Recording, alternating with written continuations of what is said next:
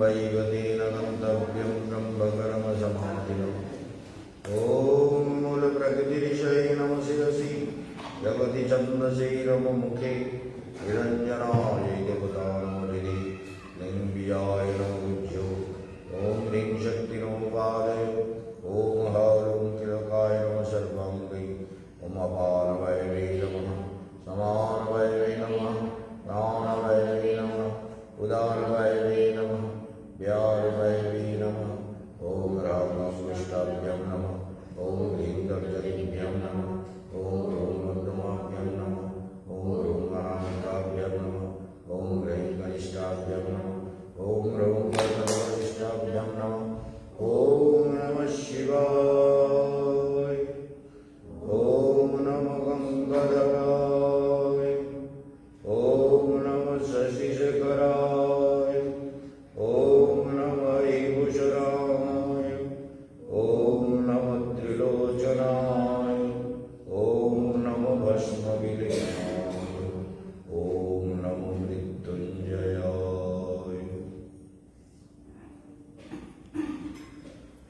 अखण्डमण्डलाकारं व्याप्तं येन चराचरं तत्पदं दर्शितं येन तस्मै नारायणं नमस्कृत्य नरं चैव नरोत्तमं देवीं सरस्वतीं व्यासं ततो जयमुदीरये। हरे राम एव केवलं करुणस्तेव नस्तेव नस्तेव गतिरन्यथा। हरे कृष्ण कृष्ण कृष्ण हरे हरे हरे राम राम राम हरे हरे।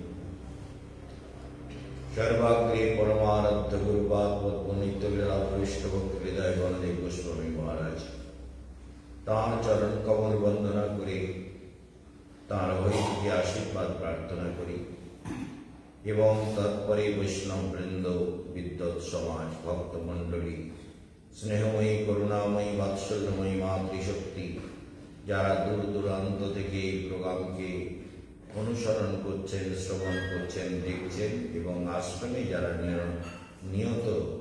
প্রতিনিয়ত ক্লাস করে চলেছেন সবাই এই প্রোগ্রামের মধ্যে অবশ্যই জুড়ে থাকছেন এবং সবাইকে আমার হার্দিক অভিবাদন জানাই। এখন এই যে ভগবান গীতায় ভগবান শ্রীকৃষ্ণ বলছেন যে দেখো প্রয়াণ কালে চমা তে বিদুযুক্ত চেতসা। প্রয়াণকালে আমি যদি থাকি ভেতরে তো আমার থামে যাবে না। এর জন্যই মানবকে এত করে ভগবান উপদেশ দিয়েছেন এবং এত অভ্যাসের উপরে জোর দিয়েছেন।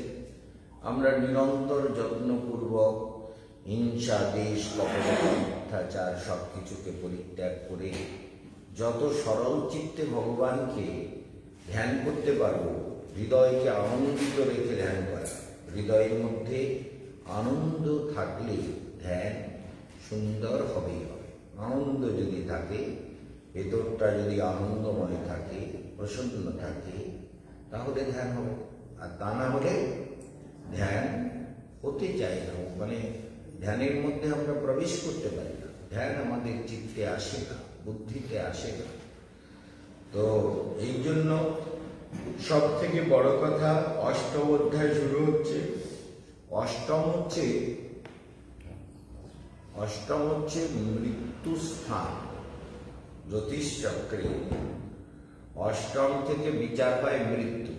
লোকটার মৃত্যু কেমন হবে, লোকটা কিরকম ভাবে মরবে, এর মৃত্যু ভাবের গ্রহ কি অবস্থায় আছে এবং তার জন্য এর মৃত্যু কতটা গুরুত্ব পাবে, কতটা সাধনা করবে, সেই সাধনার উপরে মৃত্যুটা কতটা সুন্দর হবে, সেইটা নিয়ে অষ্টম ঘর মানে 12টা রাশি 8 নম্বর রাশি থেকে এটা আমরা বিচার করি।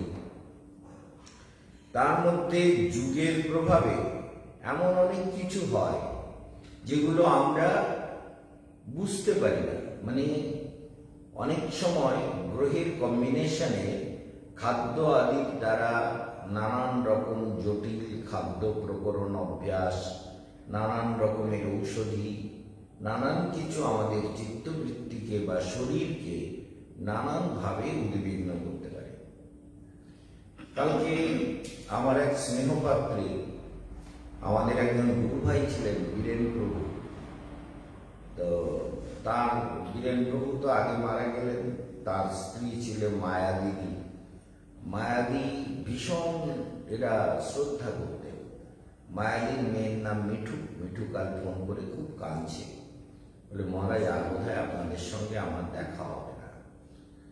মানে জরায়ুতে টিউমার থেকে ক্যান্সার হয়ে গেছে। ক্যান্সার থেকে অপারেশন করেছে, করার পরেও দেখছে ক্যান্সারের জীবাণু রয়ে গেছে। আবার ক্যান্সার, আবার অপারেশন করবে। এখন দেখা যাচ্ছে যে সে কাঁদছে। এখন তার ছক বিচার করেছে কিনা জানি না, তার মেয়েদের ছক তো আমি বিচার করি, আর সব কিছু আমি যা কিছু আমাকে ছাড়া কিছু বোঝে না। তাই এত ছোট্ট থেকে স্নেহপাত্রী, এখন তার মেয়ের বিয়ে হয়ে মেয়েরও বাচ্চা হয়েছে, 7-8 বছরের বাচ্চা। সেই সেই ক্ষেত্রে দেখা যাচ্ছে যে আমরা দেখতে পাচ্ছি যে অদ্ভুত রোদ না বেরোলে তোরা কি দিবি, কি করে তাড়াহুড়ো করে তোরা? হ্যাঁ, মেখে নে, কিন্তু ওদেরকে তাড়াহুড়ো করে ভোরবেলা দিয়ে পড়ি তো, তাহলে ঠিক আছে। হ্যাঁ ঠিক আছে, ঠিক আছে, 8:30টার পরে জলটা চটটল খেয়ে, রোদ না হলে তো লাভ নেই। তো আমরা দেখতে পাচ্ছি যে সেই মেয়েটির অনেক কষ্ট হচ্ছে। এখন সে বলছে আমাকে 3টে কেমো দেবে, 3টে কেমো দেওয়ার পরে অপারেশন করবে। আগে যারগুলোকে মারপিট হবে, যা করবে ডাক্তারি মেডিকেল সায়েন্স অনুযায়ী তারা করবে। এখন প্রশ্ন উঠে দাঁড়াচ্ছে, এই ধরনের যে জটিল রোগ মানুষের জীবনে আসছে কলিযুগে, কত রকমের সমস্যা। এই যে ভ্যাকসিনেশন হলো, ডবল ভ্যাকসিন হলে আর কিছু হবে না, কিন্তু সেই লোকগুলোর আবার করোনা হচ্ছে, তাই না? আবার করোনা। তাহলে কি হচ্ছে? মানে ভ্যাকসিনগুলো দিয়েছিল, আমরা ধরো আশ্রমের মধ্যে আছি, বাইরে টাইরে বেশি যেও না, তোমাদের বলছি, বাইরে বাজারে টাজারে যাওয়ার চিন্তা ভাবনা, আশ্রমে থাকো, যে কদিন আছো শান্তভাবে থেকে সুন্দর করে ধ্যান করো। কারণ বাইরে দৌড়িও না। তা জানি না বাইরের থেকে আসবে কিনা, কিন্তু এটা তো কি করে বাইরে থেকে আসছে এ তো আমি বুঝতে পারছি না। এ তো মনে হচ্ছে ওই ভ্যাকসিনটা কিছুকালের জন্য অ্যাক্টিভ ছিল, সেইটা এখন ইনভ্যালিড হয়ে যাচ্ছে বডিতে, ফিজিওলজিতে তার পাওয়ারটা ইনভ্যালিড হয়ে যাচ্ছে, যার জন্য আবার পুনরায় সব আরো বেশি শক্তিশালী হয়ে ডেল্টা তৈরি হচ্ছে, ওমিক্রন তৈরি হচ্ছে, নানান রকমের রূপ নিয়ে জীবনটাকে মানুষের বিষবহ, ভয়াবহ, যন্ত্রণাদায়ক, ক্লেশকর তৈরি হচ্ছে। তাহলে সাধনা ছাড়া জীবনে আর কিছু পাওয়ার চেষ্টা করে লাভ নেই। জগতে যে কদিন থাকতে হবে ভগবানকে ভজন করতে হবে, ধ্যান করতে হবে। অন্য কিছু চিন্তা করে ভেতরটাকে অশান্ত করলে আমাদের কোনো লাভ হবে না। সেই জন্য মৃত্যু, নিজ অষ্টম ঘর, অষ্টম ঘরে যে মৃত্যু, এই যে বিন্দু কোথায় কি করছে?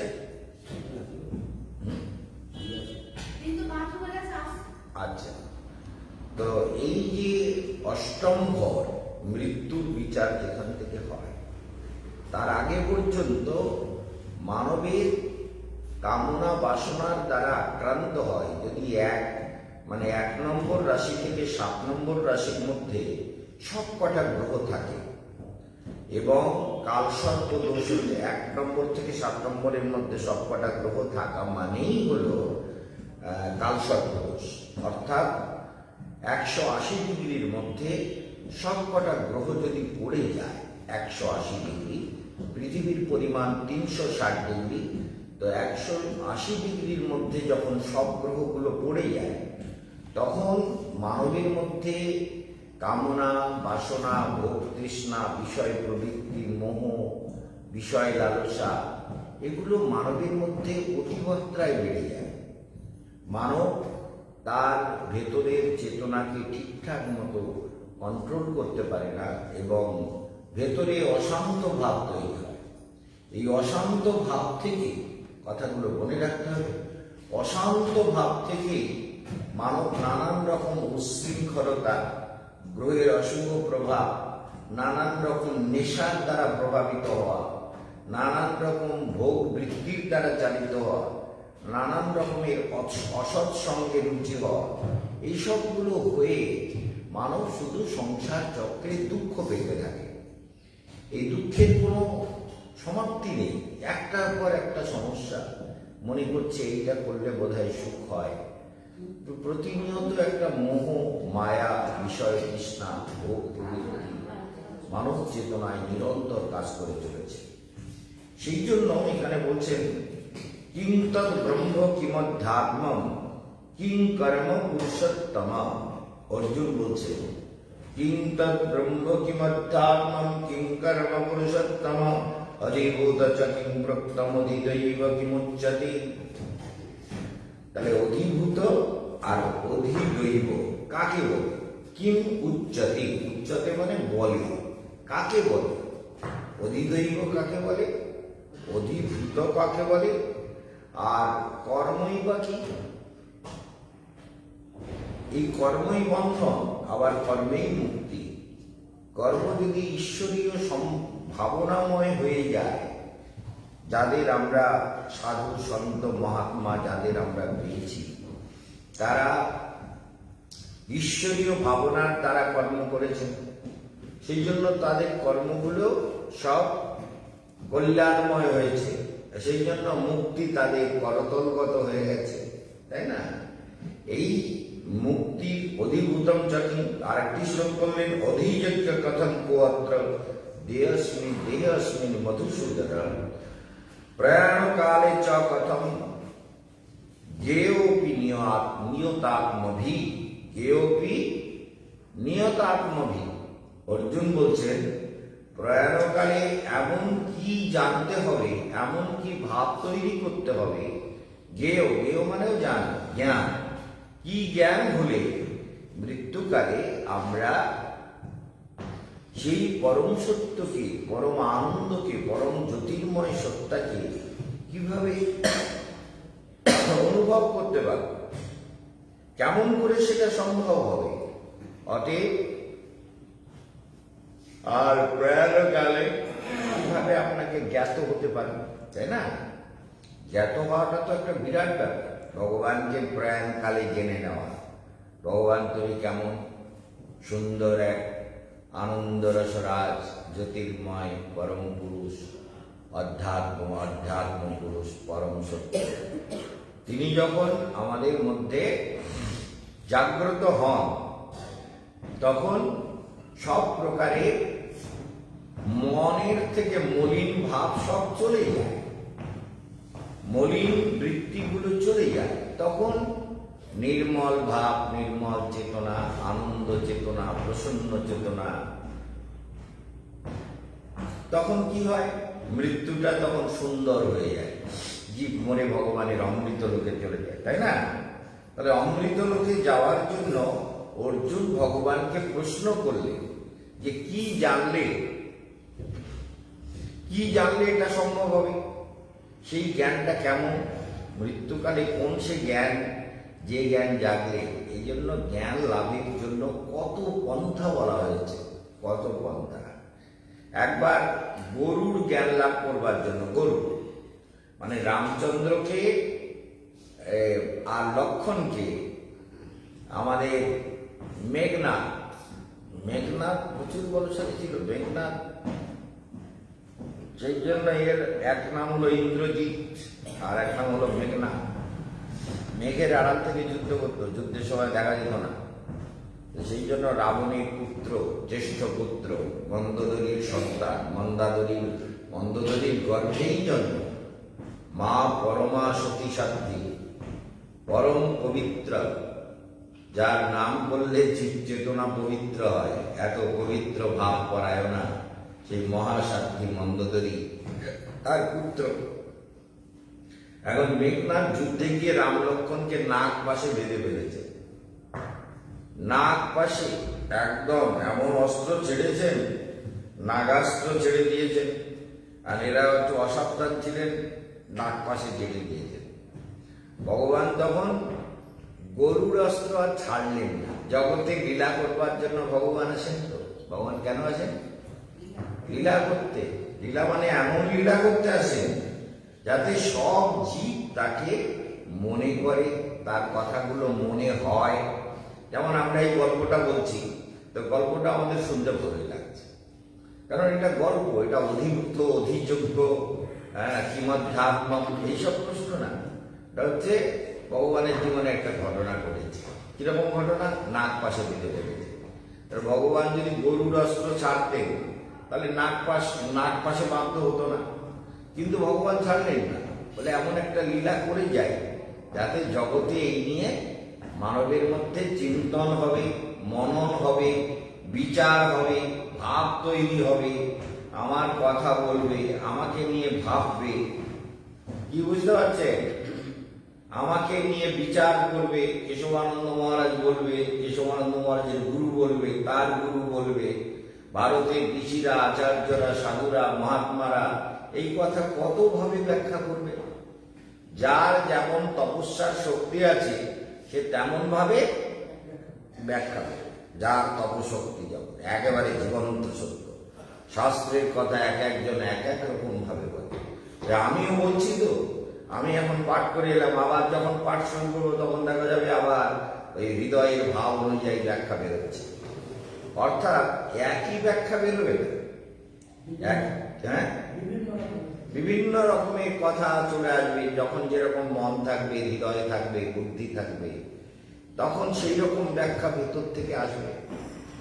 একই রকম ব্যাখ্যা তো নয়।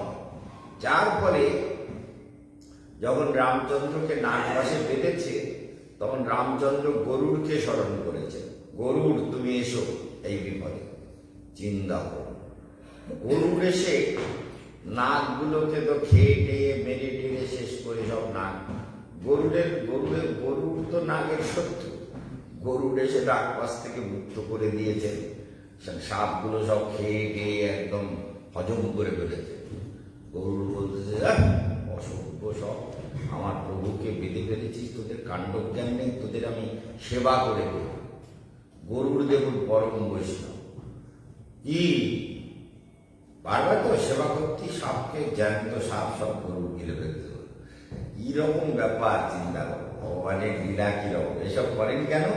যাতে জীবের মধ্যে ভগবানের ভক্তি জাগে, ভগবানকে ভালোবাসে, ভগবানের প্রতি সমর্পণ ভাব আসে, ভগবানকে হৃদয় নিয়ে ধ্যান করে, তাই না?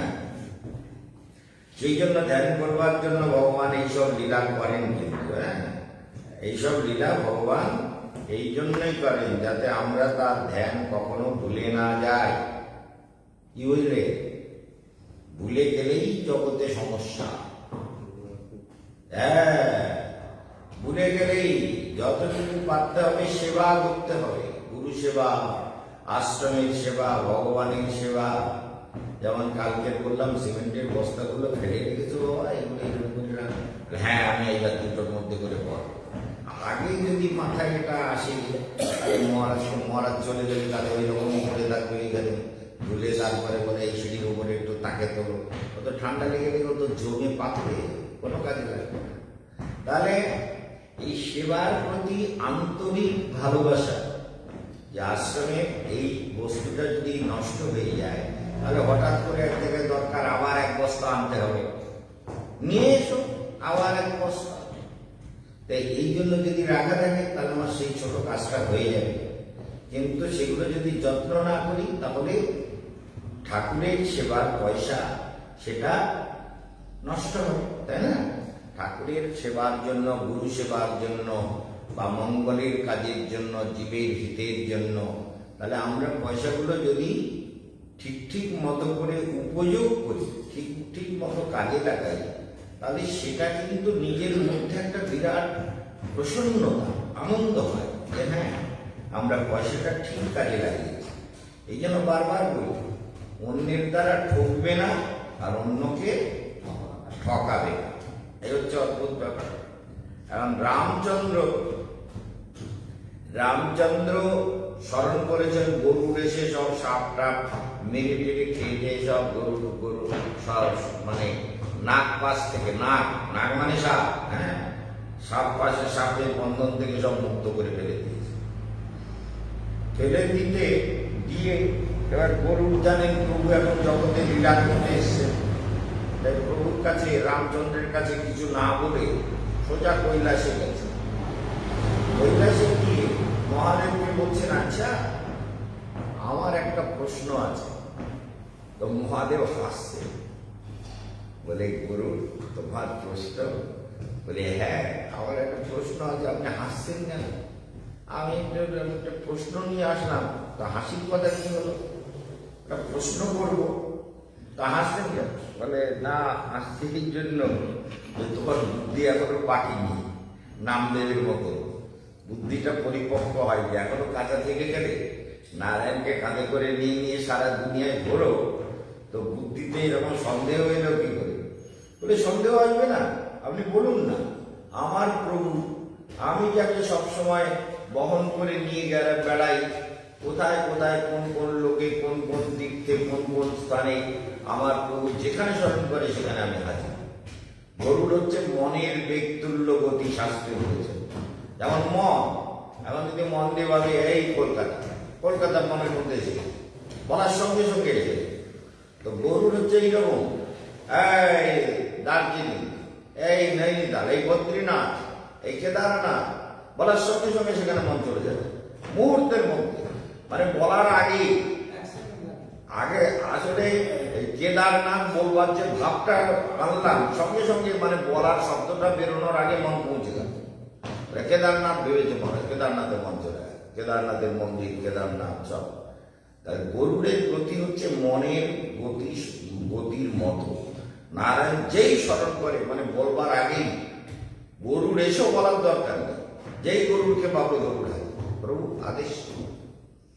গরুর হচ্ছে এরকম লোক, বুঝতে পেরেছ? ভগবানের কিরম সেবা চিন্তা।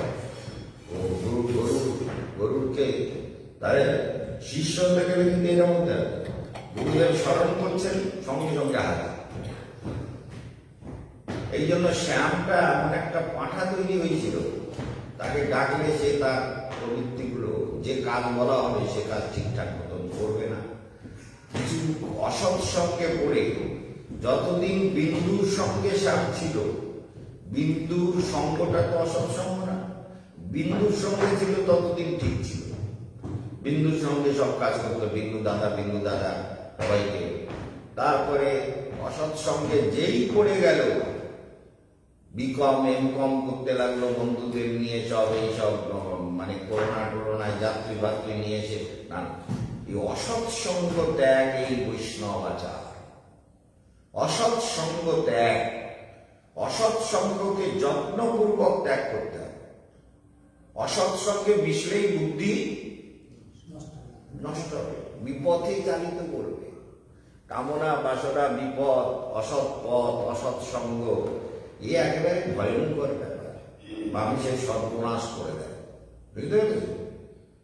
তুমি কিছুদিন যদি ওই মানে এখানে এক সাধু বাবা ছিল, যেখানে দেখি অজিত মাঝে মাঝে যেত, মানে গাঁজা খোর বাবা, গাড়িটাই নিয়ে থাকতো এখানে মন্দিরের কাছে, এর কাছে।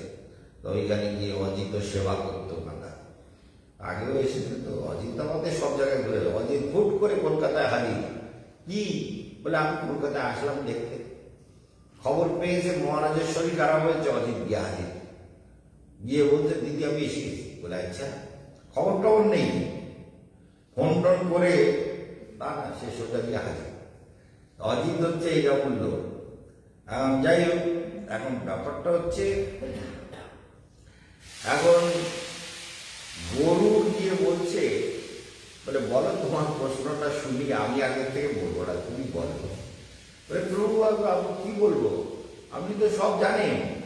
এই প্রভুকে নাক পাশে মেঘনাথ বেঁধে ফেললো, তো এই মেঘনাথ যে বেঁধে ফেললো, তা আমি না হলে প্রভু মুক্ত হতে পারলেন না, আমাকে গিয়ে মুক্তি দিতে হলো।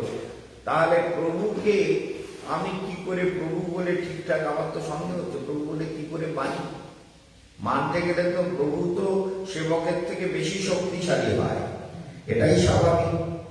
তা সে না হয়ে প্রভু বাধা পড়ে গেছে, আর আমি না গেলে প্রভুর মুক্তি হচ্ছে। শুনেছ বলেছেন এ গল্প? ও বাবা লক্ষ্মী, এরকম কথা কয়নি কেউ। ঠিক আছে, তেমন দেখা যাচ্ছে তখন ভগবান দেবাদিদেব মহাদেব বলছেন, দেখো বলু, সৎসঙ্গ বিনা বিন না হই বিবেকা। শব্দটা হচ্ছে সৎসঙ্গ ব্যতীত বিবেক জাগে না। এই যে তোমরা এতদিন ধরে গুরুদেবের কাছে শান্ত চিত্তে হরিকথা শুনছো, ধ্যান করছো, মন্ত্র জপ করছো, সাধনা করছো, প্রতিদিনের ক্লাসে যোগদান করছো ঠান্ডার মধ্যে, এত ঠান্ডা পড়ছে, এখন তো ঠান্ডা বেড়ে গেছে, অনেক বেড়ে গেছে। তো এই যে 2 ডিগ্রি 3 ডিগ্রি এখন ঠান্ডা, 4 ডিগ্রি, এই ভীষণ ঠান্ডায় এই যে হ্যাঁ বাইরে লাগলে বোঝা যাচ্ছে, চারিদিকে বন্ধ না, চারিদিকে ব্লক একদম, গেস্ট হাউসেও আর আশ্রমেও, দোতলাতেও, সব দিকে বন্ধ করা। তা বাইরে গেলে যখন হাওয়া লাগছে তখন বোঝা যাচ্ছে ক্যাসা ঠান্ডায়। হ্যাঁ, এখানে তো বুঝতে যাবে না, এখানে তো সবাই বেশ বন্ধের মধ্যে বসে আছো, এত হাই পাওয়ারের লাইট জ্বলছে, লাইটেও তো একটা গরম দেয়।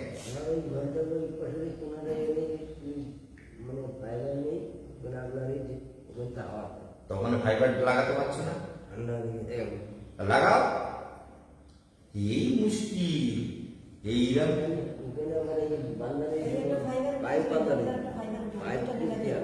পাইপ খুলে রাখবো বলে পাইপটা লাগাও, শীতের মধ্যে ওখানে ফাইবার লাগিয়ে দাও। ফাইবারের কত টুকরো কত জায়গায় পড়ে আছে দেখে দিয়েছো, মানবা না।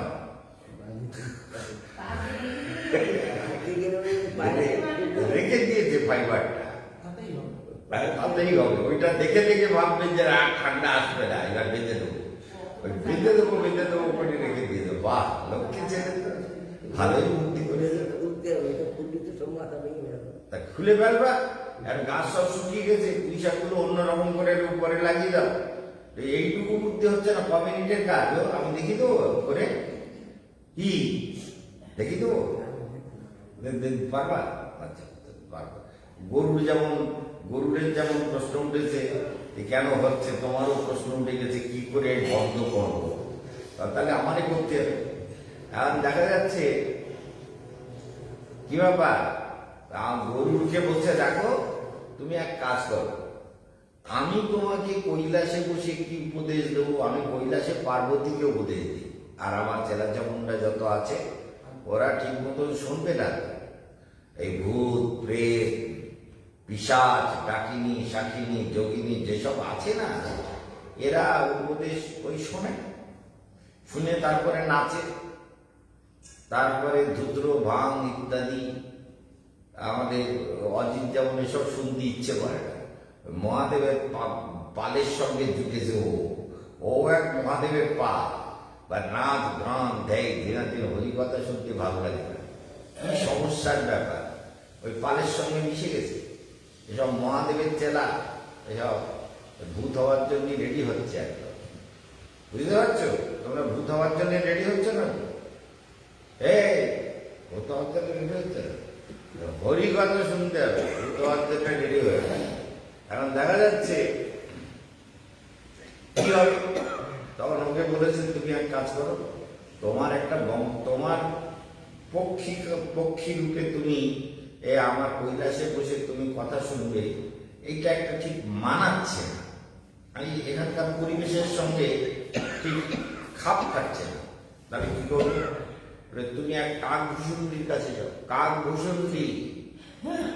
কাকভূষুণ্ডির কাছে গিয়ে হরিকথা শোনো, শুনলে তোমার মঙ্গল হবে। জিন্দাবাদ। কাকভূষুণ্ডির কাছে পাঠিয়ে দিয়েছে। কাকভূষুণ্ডির কাছে গিয়ে প্রণাম করে বলছেন যে মহাত্মা, আমি তো আপনার কাছে এলাম, এই রামচন্দ্র কেন, প্রভু রামচন্দ্র নারায়ণ স্বয়ং, তিনি আমি স্মরণ না করলে রামচন্দ্র কি হচ্ছে,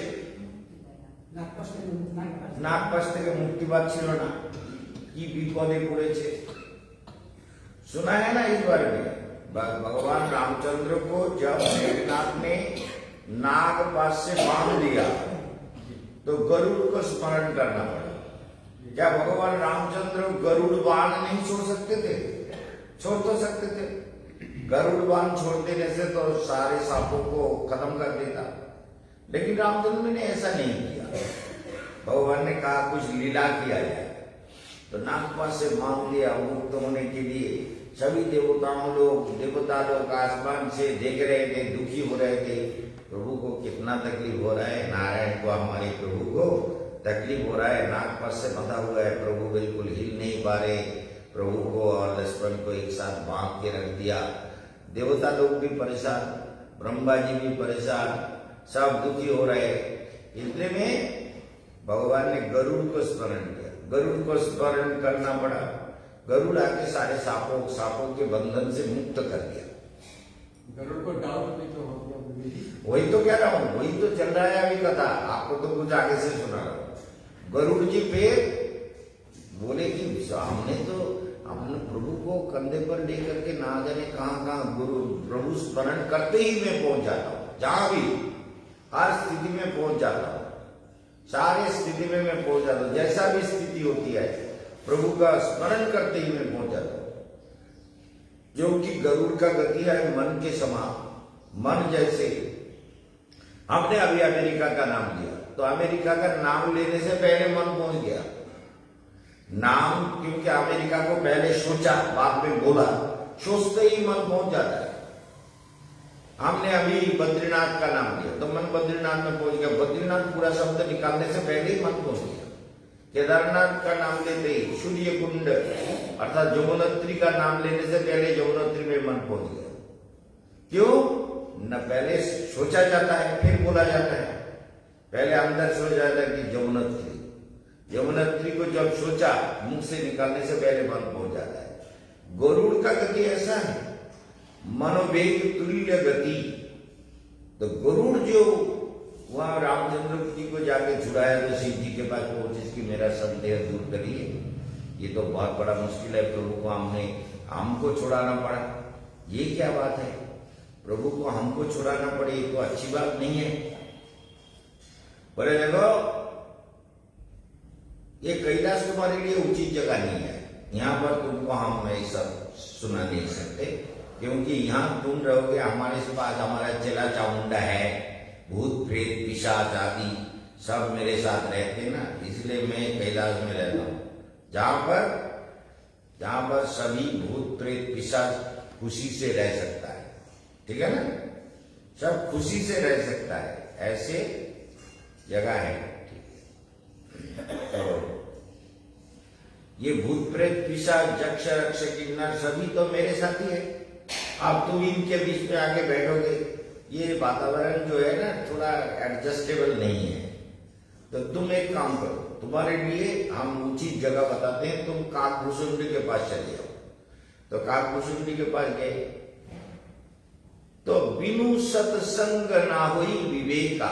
काकभूषुंडी ने कहा कि अनेक दिन तक सत्संग करोगे तो तुम्हारा विवेक उत्पन्न होगा और संदेह भी दूर होगा। इसलिए सत्संग प्राप्ति पुंगी सुकृत पूर्व संचित। पिछले जन्मों के सुकृति के कारण साधु संग के प्रति श्रद्धा होती है और सच्चे साधु भी मिल जाते हैं।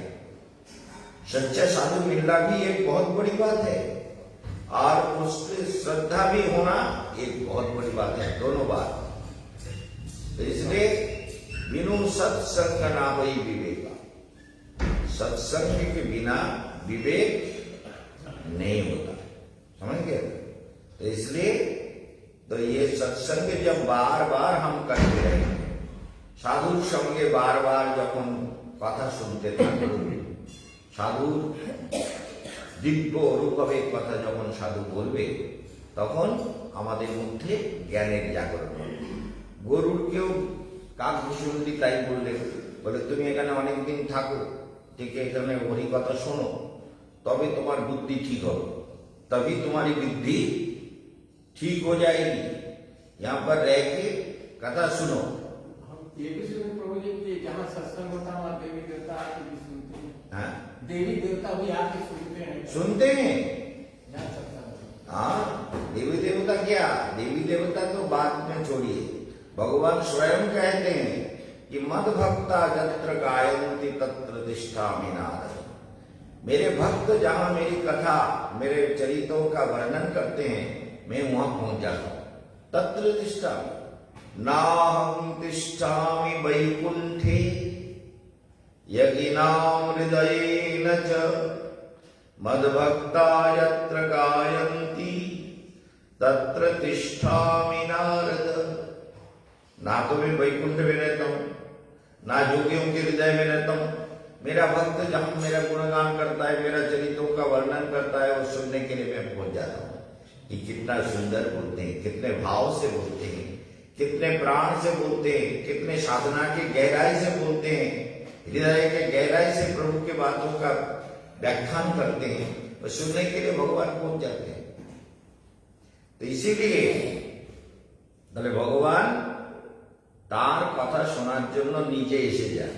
তাহলে এখানেও ভগবান নিশ্চিত আছে, মন্দিরেও আছে, হৃদয়ে আছে, সভাতে এসে শুনছেন, একেবারে নিশ্চিত। ওরে বাপ, ভগবান শুনে যাচ্ছে। नहीं नहीं नहीं नहीं नहीं नहीं, आप बैठे, वो नहीं बैठे, तो वो कुछ काम कर रहे थे। मद भक्ता यत्र गायन्ति तत्र तिष्ठामि नारद। हे नारद, मैं वहां ही रहता हूं। इसलिए सत्संग जितने करेंगे उतना ही हमारा, जितने उसको स्मरण करेंगे, मनन करेंगे, मंथन करेंगे, हृदय सरल करके गाओ पुनो पुनो गौरांगेर गुनो सरल करिया मन। शब्द क्या है? पुनः पुनः, बार बार गाओ, गाओ पुनः पुनः गौरांगेर गुण। गौरांग महाप्रभु, उनके गुणों का गान करो। गाओ पुनः पुनः गौरांगेर गुण। कैसे गाओगे? सरल करिया मन को सरल करके गाओ। कुटिल बुद्धि, जटिल बुद्धि से गाओगे तो कुछ नहीं होने वाला। सरल भाव से गाओ। गाओ पुनो पुनो गौरांगेर गुनो सरल करिया मन। ए भाव संसारे एमन दयालु ना पाइबे एकজন। इस संसार में, এই সংসারে এমন দয়ালু না পাইবে একজন। एक भी ऐसे दयालु, ऐसे करुणा के सागर महाप्रभु स्वयं। इसलिए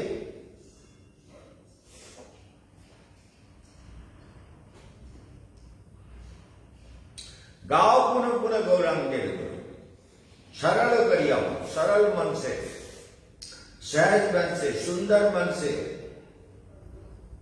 दिल से, हृदय से।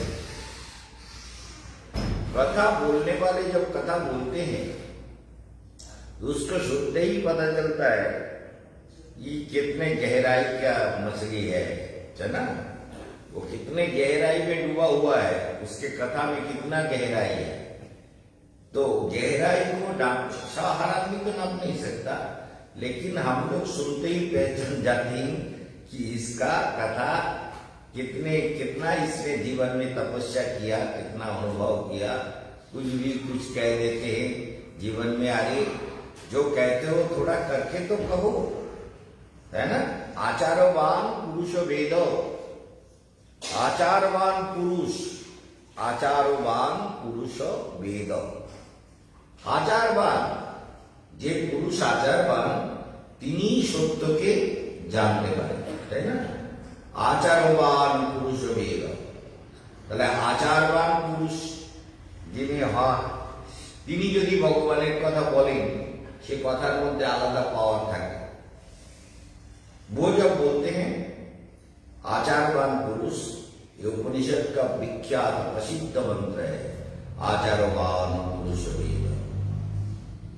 आचीनति ज शास्त्रार्थम आचरति, शास्त्रार्थम आचरे स्थापयति, स्वयं आचरति यस्मादाचार्यस्तेन कीर्तिता। যিনি শাস্ত্রের বাণীকে আচরণ করে জীবনে প্রতিষ্ঠা করেন, অন্যের মধ্যেও প্রতিষ্ঠিত করে দেন। স্বয়ং আচরতে, स्वयं आचरण करे, स्वयं आचरण करके उसको दूसरे के जीवन में प्रतिष्ठित कर दे, उसे आचार्य कहते हैं। समझ गए ना? वही आचार्य है, वो गुरु है, वो साधु है, वो योगी है, अपने बराबर में। तो आचारवान पुरुष भी, तो इसलिए आचीनति ज, स्वयं आचरण करते हैं। शास्त्रार्थम, शास्त्र के अर्थ को स्वयं आचरण करें। शास्त्रार्थम आचार्य स्थापयत, स्वयं आचरति यस्मादाचार्य, उपनिषद का विख्यात मंत्र है कि स्वयं आचरति यस्मादाचार्यस्तेन कीर्तिता, वही आचार्य है।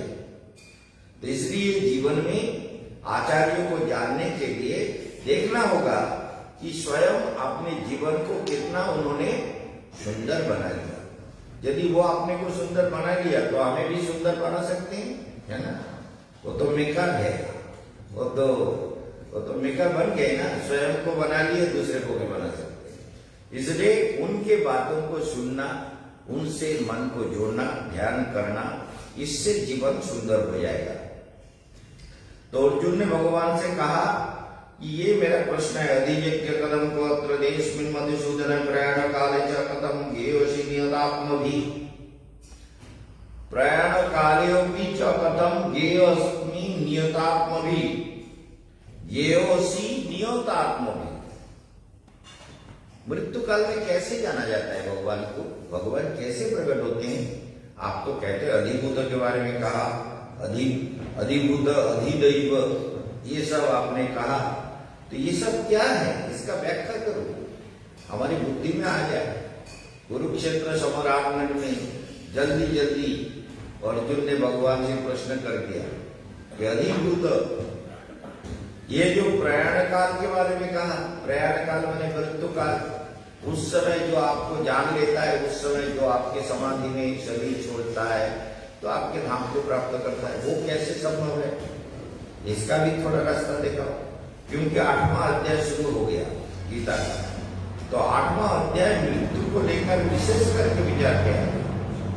8वें अध्याय में 7वें अध्याय तक तो भगवान ने बहुत सारा उपदेश दिया, बहुत सारे योगों का विस्तार से, कैसे कैसे योग करना है, कैसे कैसे मन को नियंत्रण करना है, कैसे कैसे हृदय को, मन को भगवान में लगाना है, क्या क्या मंत्र का जप करना है। यहाँ पर ये प्रश्न किया तो भगवान कहते हैं अक्षरम ब्रह्म परमम स्वभाव अध्यात्म उच्चते, अक्षरम ब्रह्म परमम स्वभावम अध्यात्म उच्चते। जीव जो है उसके जो स्वभाव है वही अध्यात्म है, लेकिन जीव का स्वभाव जगा नहीं है। समझ गए ना मेरा? जीवे स्वभाव जागे नहीं। एक बांग्ला भजन है, भज राधा कृष्ण गोपाल कृष्ण, कृष्ण कृष्ण बोलो मुखे। समझ में आया? भज राधा कृष्ण गोपाल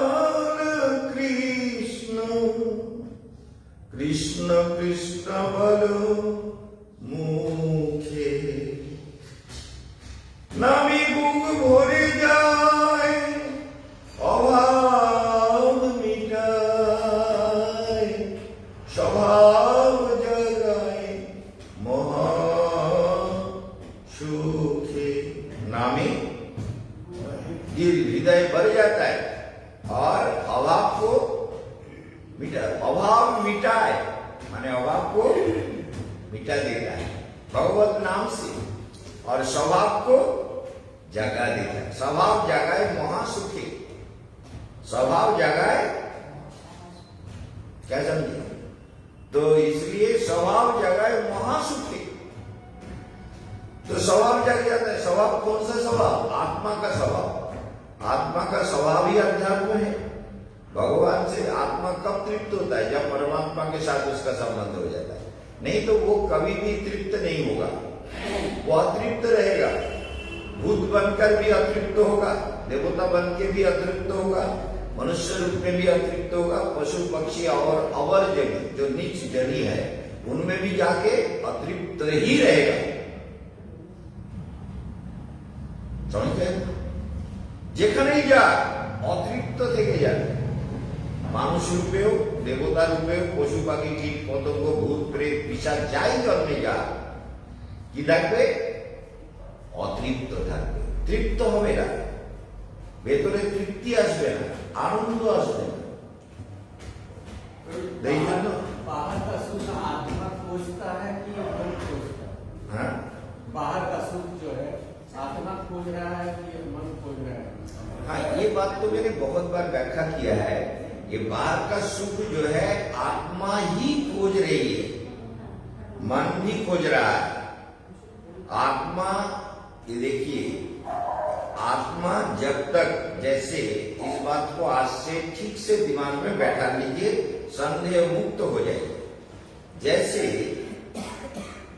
आत्मा और परमात्मा, आत्मा क्या है? आत्मा बहुत छोटा है। जैसे लोहे का टुकड़े को समझ लीजिए, इसी लोहे को हमने जलते हुए आग में डाल दिया और कुछ देर तक रहने के बाद ये लोहा आग में बदल जाएगा। आग में तो उसमें दो शक्ति आएगी। अंधेरा में ले जाओगे तो प्रकाश भी फैलेगा और हाथ लगाओगे तो जला भी देगा। अग्नि का दो गुण है ना, प्रकाशिका और दाहिका। ये क्या गाना गा रहा है? दाहिका माने दाहन करना, माने जला देना, और प्रकाश फैलाना। तो दोनों गुण इसमें आ जाएंगे। जब तक वो आग से अलग नहीं होगा, ये आग ही बना रहेगा। उसको अलग करके रख दिया जाए तो धीरे धीरे धीरे धीरे धीरे धीरे लोहा लोहे के धर्म में आ जाएगा, है ना? आग से अलग कर देंगे तो धीरे धीरे लोहे का जो धर्म है वो लोहा प्राप्त कर लेगा। बात को ठीक से ध्यान से सुनिए।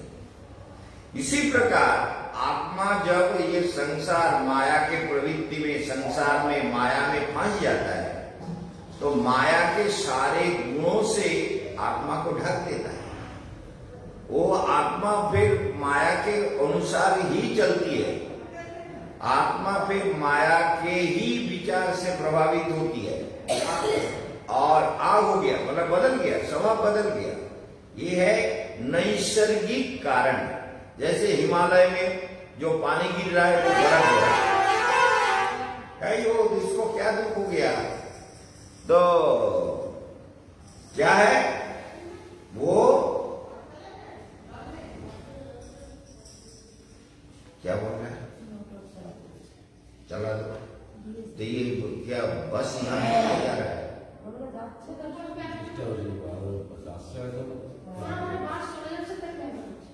अच्छा ठीक है, 10 तो ये क्या बात कहा? तो आत्मा नैसर्गिक स्वभाव। देखिए, पानी का स्वाभाविक स्वभाव क्या है? तरलता, तरल है।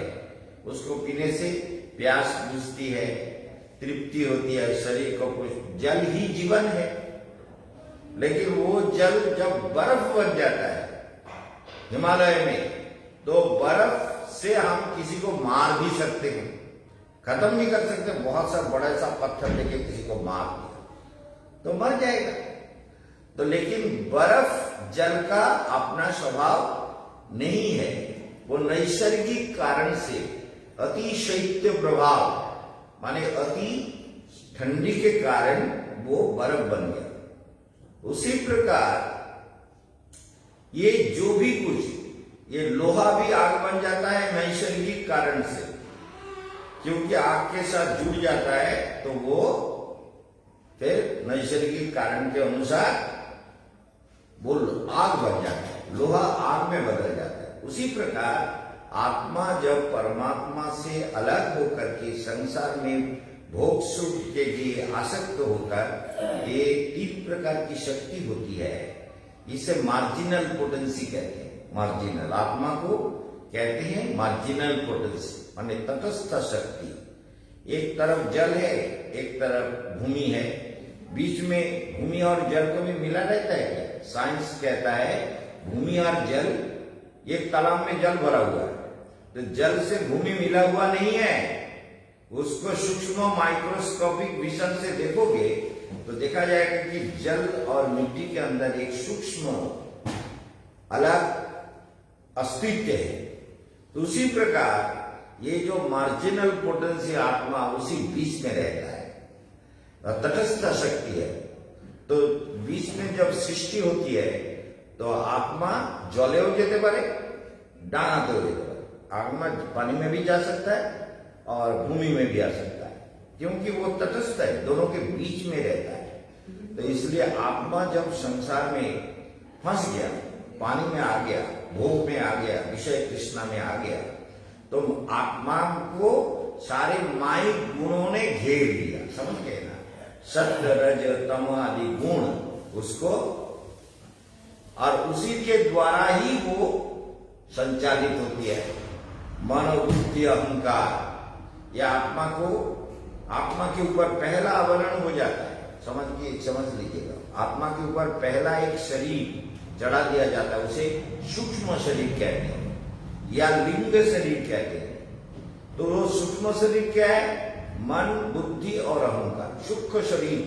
ये सूक्ष्म शरीर द्वारा आत्मा के प्रथमे आगे ढेके से आत्मा जब संसार में भोग करने के लिए आई तो उसको ये शक्ति से, ये अहंकार, मन और बुद्धि, ये तीनों मिलकर उसको एक शरीर दे दिया। इससे जुड़ गया, उसके बाद उसी को लेकर के मातृगर्भ में गया, और मातृगर्भ से फिर क्या हुआ? मातृगर्भ से फिर स्थूल शरीर मिल गया, ये फ्लैश बॉडी, ये सेटल बॉडी है। मन बुद्धि अहंकार जो है सेटल बॉडी, सूक्ष्म शरीर, और ये फ्लैश बॉडी रक्त मांस का पंचभूत का बना हुआ शरीर। तो ये फ्लैश बॉडी मिल गया। तो इसलिए क्या हुआ? जीव ये क्योंकि सूक्ष्म शरीर में भोग नहीं होता, तो स्थूल शरीर को माध्यम करके आत्मा संसार को भोग करने लग जाती है। समझ गए बात को? इसलिए आत्मा ही सारा दुख झेल रही है, सारे सुख भोग रही है, सारा सब कुछ संसार में जो भी कुछ हो रहा है आत्मा के द्वारा हो रहा है। समझ गए? तो आत्मा के द्वारा ही हो रहा है, आत्मा इससे अलग नहीं हो सकती। आत्मा तभी का अलग हो सकती है जब हम आत्मविद्या, ज्ञान, तपस्या, गुरु सेवा आदि के द्वारा, गुरु के चरणों की कृपा से, गुरु जी का आशीर्वाद मिलने से, गुरु आशीर्वाद मौन बुद्धि चेतना के सुंदर पूरे, अगर लोहे को अलग रख दो अर्थात आत्मा को अलग कर दो, फिर आत्मा अपने धर्मों में धीरे धीरे प्रतिष्ठित हो जाए। मार्जिन पोटेंसी है। हाँ, ये मार्जिन पोटेंसी से ये थोड़ा अलग हो जाएंगे, भूमि में आ जाएंगे, तो वो क्या होगा? फिर वो अपने स्वभाव में, स्वभाव जागा है महासुखी, तब उस सुख में स्वभाव जग जाता है कि मैं तो प्रभु का हूं, मैं तो संसार का नहीं हूं, ये संसार मेरा नहीं है, এই সংসার আমার নয়, এই ঘর বাড়ি পুত্র কন্যা যা কিছু পেয়েছে তো আমার না, এগুলো তো আমি এতদিন আমার ভাবতে লাগতে, ये मेरा नहीं है, इसको छोड़ो, आप प्रभु के चिंतन में लग जाओ, जीवन को आप अमृत बना लो, सुंदर बना लो, आनंदमय बना लो। माया से माया से मुक्त हो जाता है। यही जीवन है, और इसी को सोचते रहना चाहिए कि आत्मा क्यों दुख भोगता है। जब वो आत्मा अलग हो जाएगा तो आत्मा का फिर जन्म नहीं, मृत्यु भी नहीं, अभी जन्म भी ले रहा है, मृत्यु भी हो रही है, फिर उसके बाद आत्मा दुख भी झेल रही है, सारे सब कुछ तकलीफ आत्मा को झेलना पड़ता है। समझ गए ना? जब एक आत्मा स्थूल शरीर और सूक्ष्म शरीर, जो मन बुद्धि अहंकारात्मक जो सूक्ष्म शरीर आत्मा को घेरा हुआ है, वो शरीर को जब छोड़ देता है, वो संस्कार का शरीर है, यही तो व्याख्या हो रहा है यहाँ पर। वो संस्कार, वो प्रारब्ध, वही शरीर लेके आत्मा घूम रहा है संसार में। जैसा संस्कार बनाता है ऐसा जन्म मिलता है। समझ गए बात? যেমন সংস্কার তৈরি করবে তেমন জন্ম। ভূতের সংস্কার হলে ভূত জন্ম হবে, বাঘের সংস্কার হলে বাঘ জন্ম হবে, ইঁদুরের সংস্কার হলে ইঁদুর জন্म হবে। जैसे जैसे पाप करेगा, जैसे जैसे मन बिगड़ता जाएगा, उसी प्रकार का जन्म लेता जाएगा। मार्जिन पोटेंशियल में आने के लिए प्रारब्ध जरूरी है कि कर्म जरूरी है? भाई प्रारब्ध भी कर्म से ही बनते हैं ना। प्रारब्ध तो जैसे आप सर्दी के समय में सुबह उठकर जल्दी जल्दी महाराज जी के पास चलो, हम लोग तो बहुत पहले से बैठ गए 7 बजे से, लेकिन आप आने में देर कर दिया, तो आपने फिर भी कोशिश किया कि जल्दी जल्दी जाके कुछ कथा तो सुन ले। तो ये जो सुनने की इच्छा लेकर के आप जल्दी जल्दी आए, तो ये प्रारब्ध बन रहा है। महाराज जी के बारे में सोच रहे हैं, जाना है भाई, सर्दी हो चाहे कुछ भी हो, महाराज जी के पास पहुंचेंगे, कथा सुनेंगे तो अच्छा लगेगा। तो ये प्रारब्ध बन रहा है, यही तो कर्म है। जैसे ये सूर्योदय के पहले कभी नहीं उठते थे, हाँ, अब उठ जा रहे हैं। आप उठ जाता तो हमें सोचे कि तो गुरु जी की कृपा है कि ये उठ गए, हम तो बहुत कोशिश किए नहीं उठ पाए। हाँ, तो इसलिए प्रारब्ध तो नहीं, कर्म है, मतलब कृपा काम आई। हाँ, प्रारब्ध कृपा से ही तो कर्म में रुचि होती है। अच्छे कर्म में रुचि कृपा से होती है। तो कृपा भी प्रारब्ध के अनुसार, कृपा गुरु का कृपा हुआ, साधु के संग में आए तो भावनाएं बदलती है, चिंताएं बदलती है, भावनाएं बदलकर भगवान की ओर जाती है। तो ये जो भी कुछ हो रहा है ये सब प्रभु की कृपा है, और यही प्रारब्ध बन रहा है, यही प्रारब्ध बन रहा है। और ये आगे जाके हमको और सुंदर बनाता जाएगा। जितना हम इस पर चलते रहेंगे, जितना हम इसको विचार करते रहेंगे, जितना इसका अनुभव करते रहेंगे, तो हम उतने सुंदर बनते जाएंगे। हमारा मन धीरे धीरे इसका जो, जैसे सांप अपना ऊपर का केचुली को छोड़ता है, उसी प्रकार हम भी अपने ऊपर जो केचुली आत्मा के ऊपर जब लगा हुआ है, वो मन बुद्धि अहंकार का, वो धीरे धीरे जाएगा।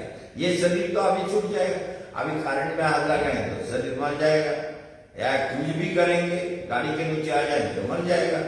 लेकिन जो आत्मा के साथ जो जुड़ा हुआ है वो तो सूक्ष्म शरीर है, उसे अलग करना है, वो तो प्रारब्ध है, उसी के साथ जुड़ा हुआ है। जैसे जैसे संस्कार बनाओगे वो सूक्ष्म शरीर ऐसे ऐसे लेके चले, वही प्रकृति है, वही प्रकृति है। और वो प्रकृति अपने प्रभाव के अनुसार आत्मा को लेके चलती है। प्रकृति सब कुछ संचालित करती है। तो इसलिए प्रकृति से जब हम धीरे धीरे अपनी शक्ति संचय करके फिर भगवान के तरफ चलने की कोशिश करते हैं, तो फिर हमारा ये सूक्ष्म शरीर छूट जाता है और योग माया की कृपा होती है। ठीक है, प्राणायाम करके समाप्त करते हैं, क्योंकि आज हमारा थोड़ा सुबह का काम है। माताओं को जाके कुछ काम करना होगा, चाहे वह पीके सब तैयार होना होगा। चलो प्राणायाम कर लेते हैं।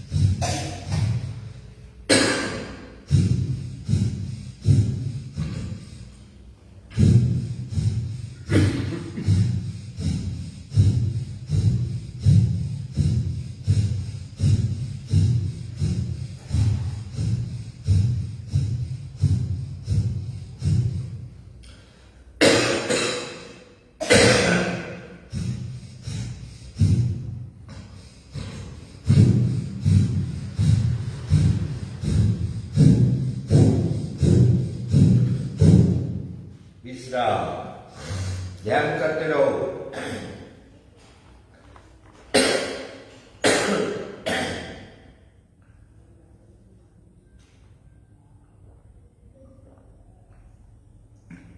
सहस्रार में मृत्युंजय का ध्यान करो और मणिपुर स्वाधिष्ठान में ब्रह्मदेव का ध्यान करो, मणिपुर में नारायण का ध्यान करो। ध्यान करते हुए प्राणायाम करो।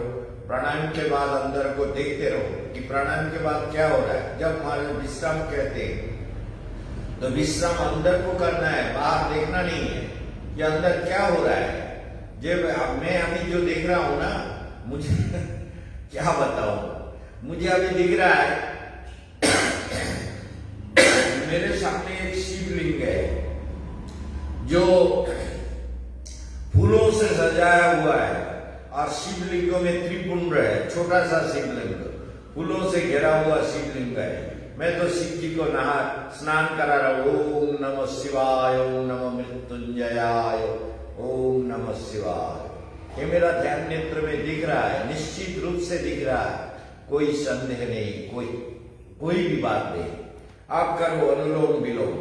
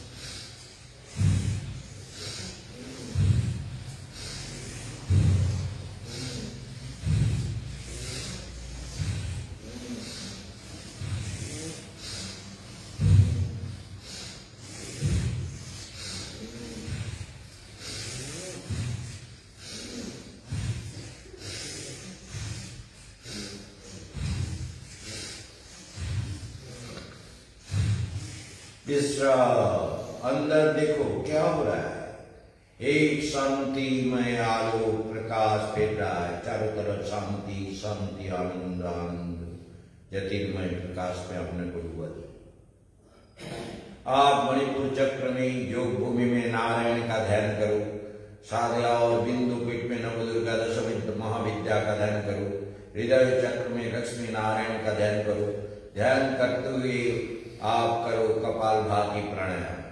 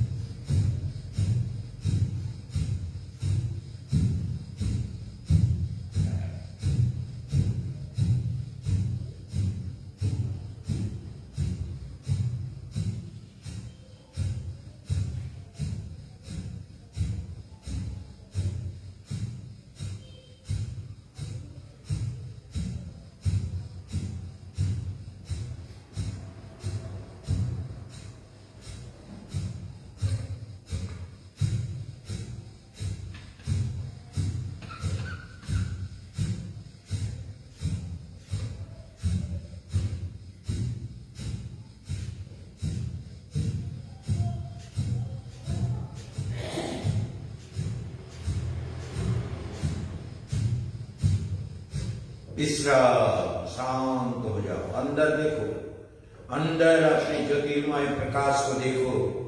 देखो तुम्हारे अंदर क्या हो रहा है। अपने आप जो कुछ आ रहा है उसे देखते रहो, देखते रहो, शांत हो जाओ। अपार आनंद ज्योति में नारायण को देखते रहो, अनुभव करते रहो। विशुद्ध चक्र में रिद्धि सिद्धि संयुक्त गणपति का ध्यान करो। ओम वक्रतुंड महाकाय सूर्यकोटि समप्रभ निर्विघ्नं कुरु मे देव सर्वकार्येषु सर्वदा। आज्ञा चक्र में राधा माधव का ध्यान करो। दक्षिण ललाट में हनुमान जी का ध्यान करो। बाम ललाट में हनुमान जी का ध्यान करो। दक्षिण ललाट में रामचंद्र का ध्यान करो। ध्यान करते हुए करो उज्जाही प्राणायाम।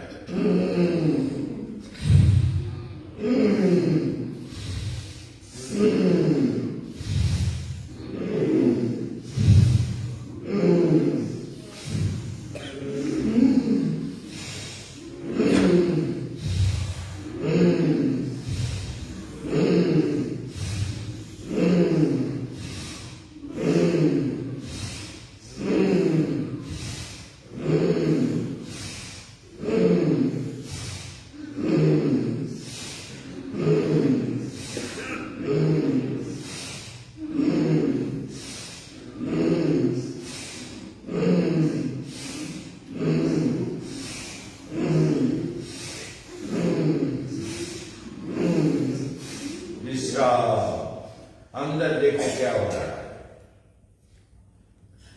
सहस्रार चक्र में जगदम्बा का ध्यान करो। जगन्माता महाशक्ति सर्वबाधा मुक्ति प्रदायिनी जगत जननी त्रिनयना दशभुजा जगत जननी ओम ह्रीं दुम दुर्गाय नमः।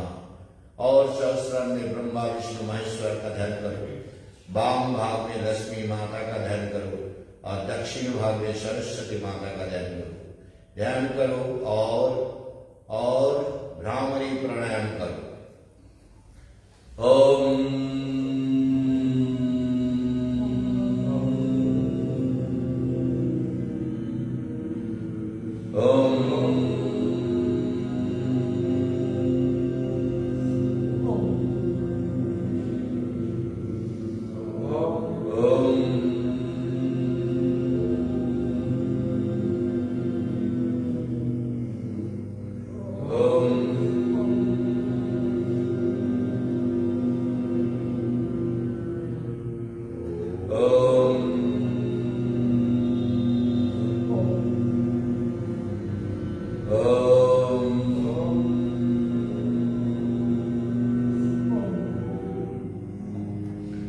महाकाश में विश्राम के बाद ध्यान करते हुए महाकाश में भूत प्रेत पिशाच यक्ष रक्ष किन्नर गंधर्व को सबको प्रणाम करो। देवताओं को देवियों को प्रणाम करो। सभी देव देवताओं को प्रणाम करो। सबका स्मरण करो। ऋषि लोग, पितृलोक, महर्लोक, ब्रह्मलोक, सत्यलोक सभी लोगों में प्रणाम करो। कामधेनु माता, कल्प वृक्ष आदि का प्रणाम करो। सबको स्मरण करो, सबका ध्यान करो। ध्यान करते हुए शक्ति को ऊपर की तरफ खींचो।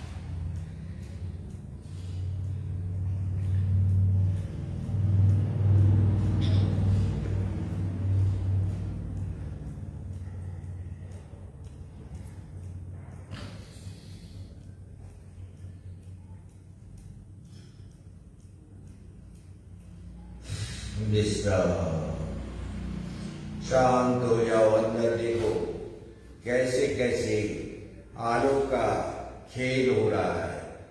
रंग बिरंगे आलोर खेला হচ্ছে ভেতরে। জ্যোতির্ময় নারায়ণ সমস্ত দিব্য শক্তি তোমার মধ্যে জাগ্রত হচ্ছে। সমস্ত শক্তির খেলা ভেতরে অনুভব করতে পারছো। সেই শক্তি তোমার মধ্যে নিত্য জাগ্রত হচ্ছে। আমি আমার ধ্যানে অদ্ভুত অদ্ভুত দৃশ্য দেখছি।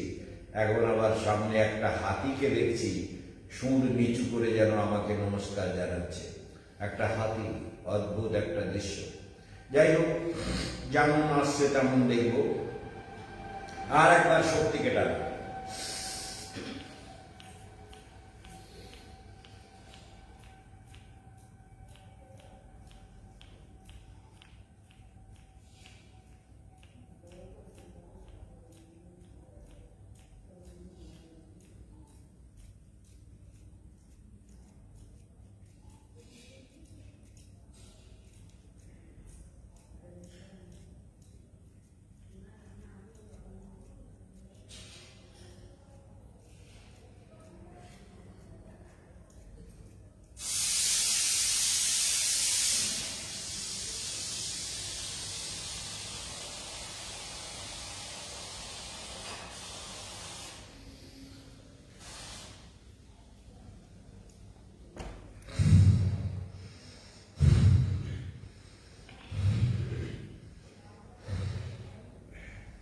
अब मुंडकासन करना है।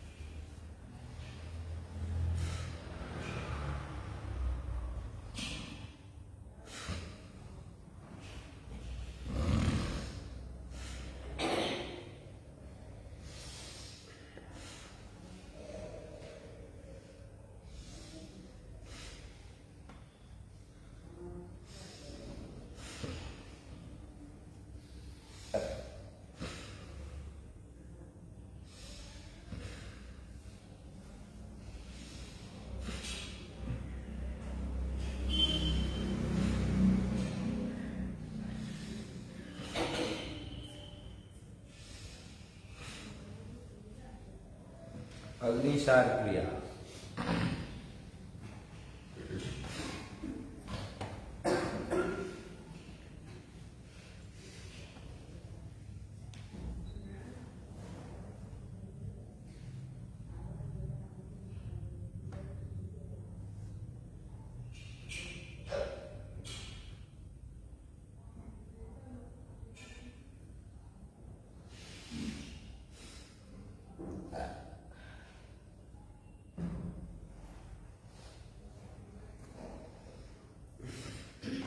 और एक बार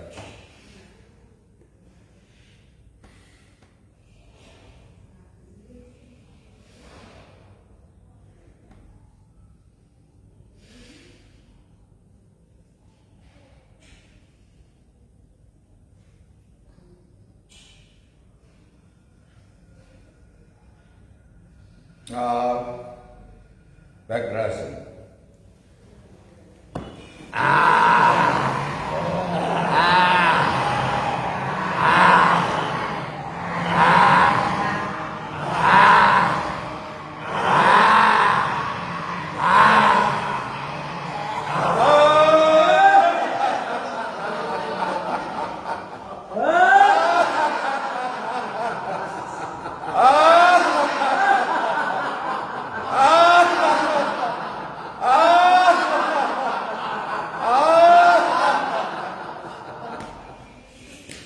जितना जोर जोर से हंसोगे डिप्रेशन कम हो जाएगा, टेंशन कम हो जाएगा, ये निश्चित बात है।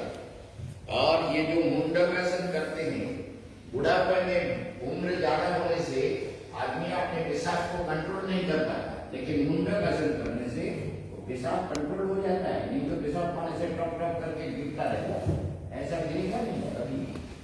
इसको मुंडकासन करने से एकदम कंट्रोलिंग पावर है।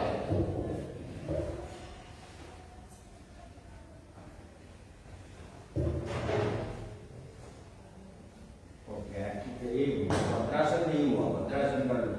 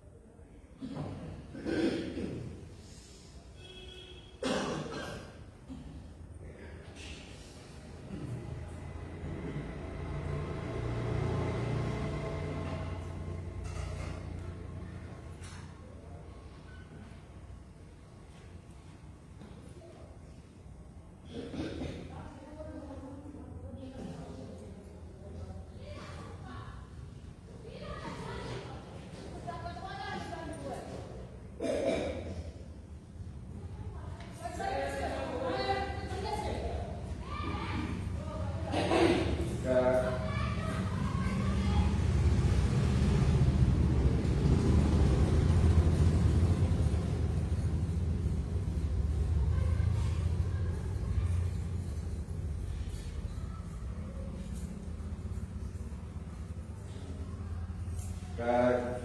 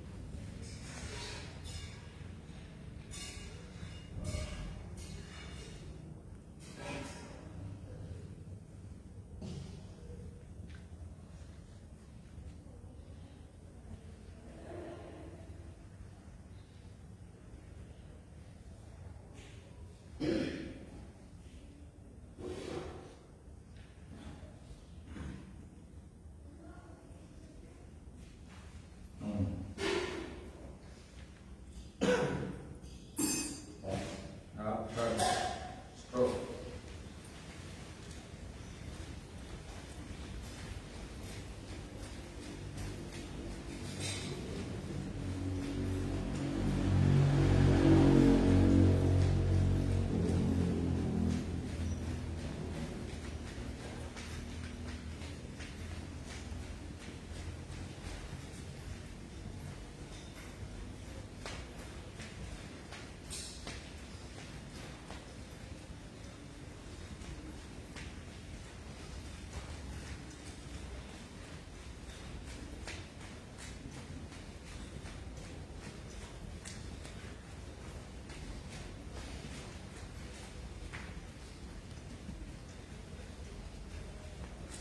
Is backstroke.